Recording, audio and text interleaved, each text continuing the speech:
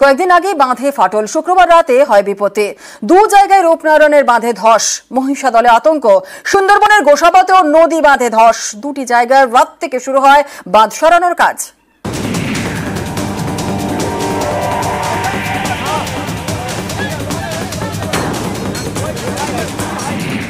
পূর্ব মেদিনীপুরের মহিষাদল, এখানকার বার অমৃত পেরিয়ার পাশ দিয়ে বয়ে গিয়েছে রূপনারায়ণ। এই রূপনারায়ণ এখন ফুঁসছে। এর জেরে গত কয়েকদিন আগে বাঁধে ফাটল দেখা দেয়। শুক্রবার রাতে দুটি জায়গায় ধস নামে, প্রায় 100 মিটার বাঁধ ধসে যায়।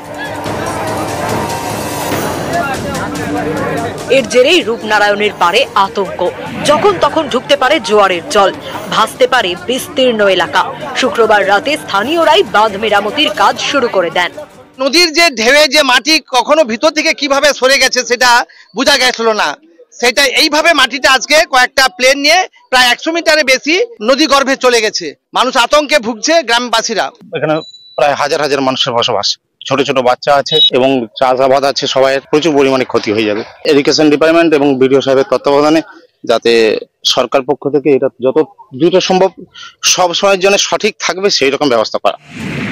রাতে ঘটনাস্থলে যায় ব্লক প্রশাসন। স্থানীয়দের সরিয়ে বাঁধ সারানোর কাজ শুরু করে সেচ দপ্তর। ফাটলটা যে জোরালো হয়, গিয়ে দেখতে পাই যে বেশ একটা অংশ নিচে নেমে ধসে নিচে নেমেছে। ওখান থেকে এসডিও ইরিগেশন সাহেবের সাথে কথা হয়, যুদ্ধকালীন তৎপরতায় কাজ শুরু করে দিচ্ছি যাতে ভাঙনটা না বাড়ে। আর এই বর্ষার পরে বড় মাপের যে স্কিম নেওয়া হচ্ছে তারা সেটা শুরু করবে।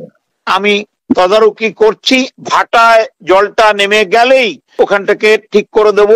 মানুষকে কোন রকম ভয় ভীতির মধ্যে পড়তে না বলেছি। আমাদের এটা যথাসাধ্যভাবে করছি। আমাদের মুখ্যমন্ত্রী মমতা বন্দ্যোপাধ্যায়ের নির্দেশ, মানুষ যাতে কোন রকম কষ্ট না পায়, আমাদের সবকিছু নিংড়ে তাদের রক্ষা করার জন্য আমাদের দপ্তর কাজ করবে। দক্ষিণ 24 পরগনার গোসাবা, শুক্রবার রাতে এখানকার নদী বাঁধেও ধস নামে। রাঙাবেলিয়া গ্রাম পঞ্চায়েতের পাখিরালয়, এই এলাকার গা ঘেঁষে বয়ে গিয়েছে গোমর নদী। শুক্রবার রাতে এই নদীর বাঁধে ধস নামে, এতে আতঙ্ক ছড়ায়। এখানেও স্থানীয়রা প্রথমে বাঁধ সারানোর কাজ শুরু করেন, পরে এলাকায় পৌঁছন সেচ দপ্তরের কর্মীরা। নিউজ 18 বাংলা।